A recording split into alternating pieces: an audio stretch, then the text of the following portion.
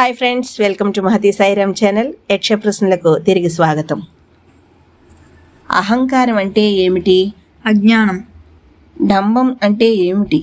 తన గొప్ప తానే చెప్పుకోవడం. ధర్మం, అర్థం, కామం ఎక్కడ కలియును? తన భార్యలో, తన భర్తలో. నరకం అనుభవించే వారెవరు?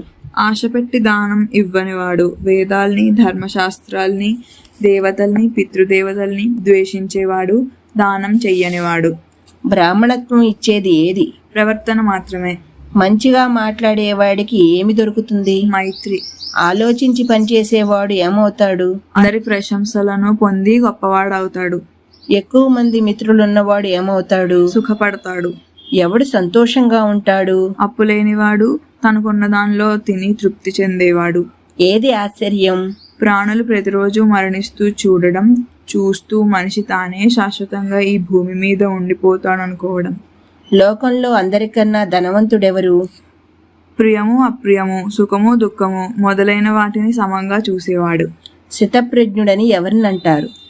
నిందాస్తుతులందు, శీతోష్ణాలందు, కలిమిలేములందు, సుఖదుఖాలందు సముడై, లభించిన దానితో సంతృప్తుడై, అభిమానాన్ని విడిచి, అరిషడ్వర్గాలను జయించి, స్థిరబుద్ధి కలవాడై ఎవరైతే ఉంటాడో వానినే స్థితప్రజ్ఞుడంటారు. ధర్మనందన, నీ జవాబులు నన్ను ఆనందపరిచినవి. నీ తమ్మునిలో ఒకరిని బ్రతికించెదను. ఎవరిని బ్రతికించాలో చెప్పు. నకులుని బ్రతికించు. భీమార్జునులను వదిలి ఈ నకులను ఎందుకు ఎంచుకున్నావు?